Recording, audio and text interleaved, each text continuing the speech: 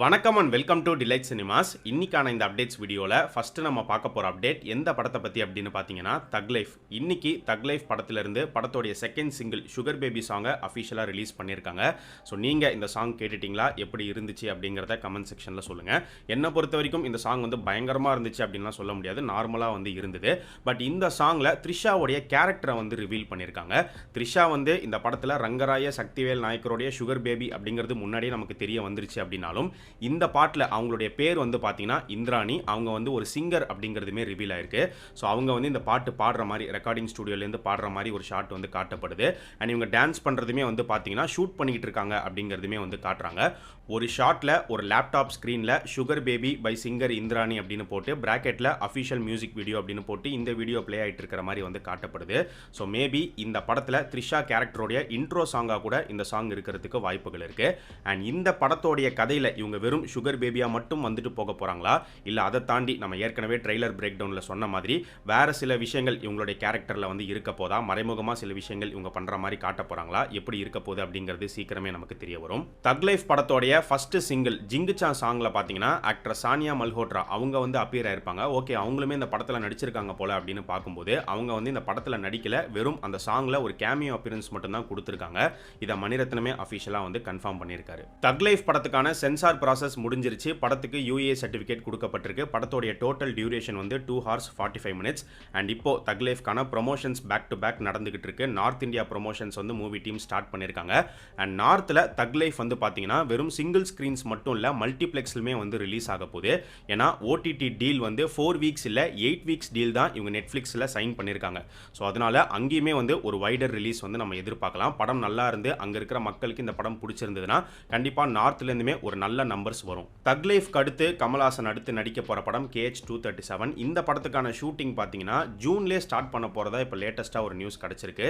June 12லேருந்து 15க்குள்ளே shooting வந்து ஆரம்பிச்சிருவாங்க அப்படின்னு சொல்லப்படுது.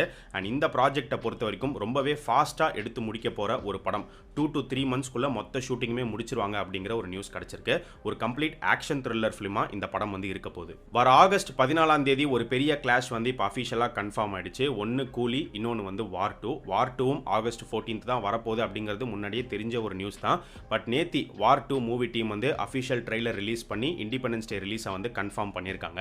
ஸோ வார் 2 உடைய ட்ரெய்லர் ரிலீஸ் ஆகிறதுக்கு முன்னாடி வரைக்கும் பார்த்தீங்கன்னா படத்து மேலே ஒரு சின்ன ஹைப் அப்படிங்கிறது இருந்தது.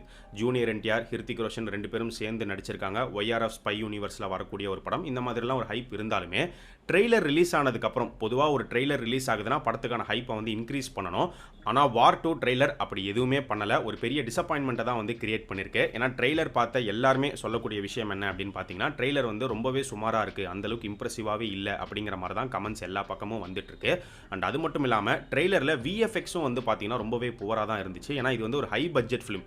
இவ்வளோ பட்ஜெட் போட்டு இவ்வளோ பெரிய ஆர்டிஸ்ட்டை வச்சு எடுக்கிற படத்தில் VFX இந்த குவாலிட்டி தானா அப்படிங்கிற மாதிரிமே எல்லாருமே கேள்வி கேட்டுக்கிட்டு இருக்காங்க. ஒருவேளை அட்லீஸ்ட் ட்ரெய்லரில் எப்படி இருந்தாலும் ஃபைனல் அவுட்புட்டில் வந்து எல்லாத்தையும் சேஞ்ச் பண்ணுவாங்க, இம்ப்ரூவ் பண்ணுவாங்க அப்படின்னு நினைக்கிறேன். ஸோ இப்போதைக்கு கூலி வெர்சஸ் வார் 2ல கூலிக்கு நல்ல ஒரு ஹைப் அண்ட் ரெஸ்பான்ஸ் அப்படிங்கிறது இருக்குது. பட் என்ன இருந்தாலும் கிளாஷ் அப்படின்னு நடக்கிறதுனால வார் 2க்கு வந்து பார்த்தீங்கன்னா ஸ்க்ரீன்ஸ் வந்து ஸ்ப்ளிட் பண்ணி தான் கொடுத்தாகணும். ஸோ ஆந்திரா நார்த்லலாம் வந்து ஸ்க்ரீன்ஸ் நல்லாவே ஸ்ப்ளிட் ஆகும். ஏன்னா ஆந்திராவில் ஜூனியர் NTRக்காக கண்டிப்பாக போய் பார்ப்பாங்க. நார்த்தில் ஹிருத்திக் ரோஷன் ப்ளஸ் ஜூனியர் NTRம் இருக்கிறதுனால கண்டிப்பாக அவங்களுமே போய் பார்ப்பாங்க. பட் எப்படி இருந்தாலுமே கூலி வந்து எல்லா இடத்துலையுமே நல்லா பெர்ஃபார்ம் பண்ணும். கூலிக்கு அடுத்து இப்போ சூப்பர் ஸ்டார் நடிச்சிட்டு இருக்கிற படம் ஜெயிலர் 2 ஷூட்டிங் வந்து ஃபாஸ்ட்டாகவே போயிட்டு இருக்கு. அண்ட் இந்த படத்தில் ஏற்கனவே பார்த்தீங்கன்னா ஒரு சில மலையாளம் ஆர்டிஸ்ட்லாம் நடிக்கிறாங்க அப்படிங்கிறத முன்னாடியே நம்ம சொல்லியிருந்தோம். ஸோ மோகன்லால் எப்படி பார்ட் 1ல கேமியோ பண்ணாரோ அதே மாதிரி பார்ட் 2லுமே வந்து அவர் கேமியோ பண்ண போறாரு. பட் இன்னும் அவர் வந்து ஷூட்டிங்கில் ஜாயின் பண்ணலை. மோகன்லால் இல்லாமல் பார்த்தீங்கன்னா வீரதீர சூரன் படத்தில் நடிச்சிருந்த சுராஜ் அவர் வந்து இந்த படத்தில் ஒரு கேரக்டர் ப்ளே பண்ணுறாரு. அதே மாதிரி கோட்டயம் நசீர் நடிக்கிறாரு. ரெட்ரோ படத்தில் நடிச்சிருந்த சுஜித் சங்கர் அவருமே ஒரு கேரக்டர் இந்த படத்தில் ப்ளே பண்ணுறாரு அப்படிங்கிற நியூஸ் எல்லாம் முன்னாடியே நம்ம சொல்லியாச்சு. இவங்களை தாண்டி இப்போ இன்னும் மலையாளம் இண்டஸ்ட்ரியிலிருந்து ஒரு 3 பேர் புதுசாக இந்த படத்தில் வந்து ஜாயின் பண்ணியிருக்காங்க. அவங்க யார் யார் அப்படின்னு பார்க்கும்போது ஆக்டர் வினித் தட்டில் டேவிட் அவர் வந்து ஜாயின் பண்ணியிருக்காரு. அண்ட் அதே மாதிரி போர் தொழில் படத்தில் வில்லனா நடிச்சிருந்த சுனில் அவர் இந்த படத்தில் ஒரு கேரக்டர் ப்ளே பண்ணுறாரு. அண்ட் அதுக்கடுத்து ஆனா ரேஷ்மா ராஜன் அவங்களுமே இந்த படத்தில் ஒரு கேரக்டர் ப்ளே பண்ணுறாங்க. மொத்த மலையாளம் இண்டஸ்ட்ரியையும் இந்த படத்தில் இறக்கணும்னு நெல்சன் முடிவு பண்ணிட்டாரா என்ன அப்படிங்கிறது தெரியல. இன்னும் எத்தனை பேர் புதுசாக வந்து ஜாயின் பண்ண போகிறாங்க அப்படிங்கிறத வெயிட் பண்ணி தான் பார்க்கணும்.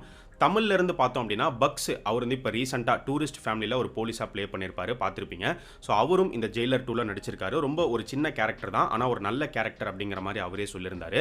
அண்ட் கேமியோ அப்பியரன்சஸில் தெலுங்குலேருந்து நம்ம பாலையா இந்த படத்தில் கன்ஃபார்மாக கேமியோ பண்ணுறாரு. ஸோ அதுக்கான பேச்சுவார்த்தை எல்லாம் நடந்து முடிஞ்சிருச்சு, அவர் ஒத்துக்கிட்டாரு. ஸோ அவருக்கு ஒரு பெரிய சம்பளம் அவருடைய கேமியோ அப்பியரன்ஸ்க்கு வந்து பேசப்பட்டிருக்கு. கிட்டத்தட்ட 15 to 20 crores கிட்ட அவருக்கு கொடுக்கப்படுது அப்படின்னு சொல்லப்படுது.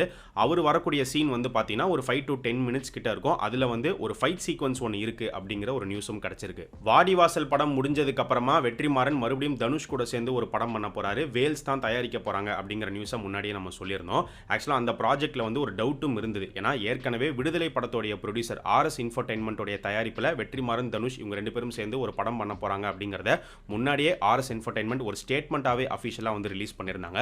ஸோ அப்போ அது வேற ப்ராஜெக்ட், இது வேற ப்ராஜெக்டா அப்படின்னு பார்க்கும்போது இல்லை, ரெண்டுமே ஒன்று தான். அதாவது ஆர்எஸ் இன்ஃபோடெயின்மெண்ட்டுக்கு இவங்க பண்ணுறதா இருந்த அந்த ப்ராஜெக்ட் தான் இப்போ அங்கிருந்து வேல்ஸுக்கு கை மாறி இருக்கு அப்படிங்கிற மாதிரி சொல்லப்படுது. எப்படி தனுஷ் மாரி செல்வராஜ் ப்ராஜெக்ட் வந்து ஒண்டர் பார் கிட்ட இருந்து வேல்ஸுக்கு போச்சோ அதே மாதிரி தான் இந்த ப்ராஜெக்ட்டும் வந்திருக்கு. அப்போ ஆர்எஸ் இன்ஃபோடெயின்மெண்ட்டுக்கு வெற்றிமாறன் தனுஷ் இவங்க 2 பேரும் சேர்ந்து படம் பண்ண போகிறது கிடையாது. பட் வெற்றிமாறன் கண்டிப்பாக வேற ஒரு படம் ஆர்எஸ் இன்ஃபோடெயின்மெண்ட்டுக்கு பண்ணி கொடுப்பாரு அப்படின்னு நினைக்கிறேன். தளபதி விஜய் இப்போ நடிச்சிட்டு இருக்கிற ஜனநாயகன் படத்தை பற்றி ஆரம்பத்திலேருந்தே வந்துட்டு இருக்கிற நியூஸ் என்ன அப்படின்னு பார்த்தீங்கன்னா, தெலுங்குல பாலையா நடிச்சு ரிலீஸ் ஆன பகவந்த் கேசரி அந்த படத்தை பேஸ் பண்ணி தான் ஜனநாயகன் எடுத்துட்டு இருக்காங்க. அந்த படத்தோடைய ரீமேக் தான் ஜனநாயகன் அப்படிங்கிற மாதிரி நிறைய பேர் வந்து ஸ்டார்டிங்லேருந்து சொல்லிட்டு இருக்காங்க. பட் நாம சொல்றது என்ன அப்படின்னு பார்த்தீங்கன்னா, நமக்கு கிடைச்சிருக்கிற நியூஸ் வந்து பகவந்த் கேசரிக்கும் ஜனநாயகனுக்கும் எந்த ஒரு சம்பந்தமும் கிடையாது. இது வேற கதை, அது வேற கதை. ஆனால் கண்டிப்பாக பகவந்த் கேசரியோடைய ஒரு சில சீன் சாயல் வந்து நிச்சயமாக இந்த படத்தில் இருக்கும் அப்படிங்கிற மாதிரி முன்னாடியே நமக்கு நியூஸ் கிடைச்சிருந்தது. நம்மளுமே வந்து அதை ஏற்கனவே சொல்லியிருக்கோம். இப்போ லேட்டஸ்ட்டாக ஜனநாயகன் படத்தை பற்றி வர நியூஸ் என்ன அப்படின்னு பார்க்கும்போது, பகவந்த் கேசரியில் வர ஒரு scene good touch bad touch அந்த ஒரு சீன் வந்து அப்படியே இந்த ஜனநாயகன் படத்தில் இருக்கும். அது மட்டும்தானே தவிர மற்றபடி அந்த படத்துக்கும் இந்த படத்துக்கும் எந்த சம்பந்தமும் கிடையாது. ஸோ அந்த ஒரு சீனுக்காக அந்த படத்தோடைய ரைட்ஸை வந்து கேவிஎன் ப்ரொடக்ஷன்ஸ் வாங்கி வச்சிருக்காங்க அப்படிங்கிற மாதிரி ஒரு நியூஸ் வந்திருக்கு. வெறும் ஒரு சீனுக்காக படத்தோடைய ரைட்ஸ் வாங்கியிருப்பாங்களா அப்படிங்கிறது எனக்கு கிளியராக தெரியல. அப்படிதான் நிறைய பேரும் வந்து கேள்வி கேட்டுட்டு இருக்காங்க. பட் நம்மளை பொறுத்த வரைக்கும் பகவந்த் கேசரியோடைய சாயல் கண்டிப்பாக இந்த ஜனநாயகன் படத்தில் இருக்கும். அதுக்காக தான் அந்த படத்தோடைய ரைட்ஸை வந்து வாங்கியிருப்பாங்க. ஜனநாயகன் படத்திலிருந்து அடுத்த அப்டேட் வந்து பார்த்தீங்கன்னா அடுத்த மாதம் எதிர்பார்க்கலாம். ஸோ ஜூன் 22 விஜயோடைய பர்த்டே வருது. பர்த்டே முன்னிட்டு கண்டிப்பாக ஃபர்ஸ்ட் சிங்கிள் வந்து ரிலீஸ் பண்ண போறாங்க. ஆக்டர் ஷாருக் கான் அடுத்து நடிக்கிற படம் கிங். இந்த படத்துக்கான ஷூட்டிங் இன்னிலிருந்து ஸ்டார்ட் ஆகுது. ஸோ கிட்டத்தட்ட 100 நாள் வந்து ஷூட் பண்ண போறதா வந்து நியூஸ் வந்திருக்கு. ஃபர்ஸ்ட் மும்பையில் இப்போ ஷூட்டிங் ஆரம்பிச்சிருக்காங்க. அடுத்து யூரோப்பில் வந்து ஷூட்டிங் பிளான் பண்ணியிருக்காங்க. இந்த ப்ராஜெக்ட்ல ஷாருக் கான் அவருடைய டாட்டர் சுஹானா கான் 2 பேரும் சேர்ந்து நடிக்கிறாங்க. அண்ட் இந்த படத்தில் பார்த்தீங்கன்னா தீபிகா படுகோன், அப்படி இல்லைனா ராணி முகர்ஜி, அப்படி இல்லைனா கரீனா கபூர், இவங்க 3 பேரில் யாராவது ஒருத்தங்க கேமியோ அப்பியரன்ஸ் வருவாங்க அப்படிங்கிற மாதிரி சொல்லப்படுது. அண்ட் இந்த படத்துடைய ரிலீஸ் பொறுத்த வரைக்கும் 2026 காந்தி ஜெயந்தி ரிலீஸ் தான் பிளான் பண்ணியிருக்காங்க.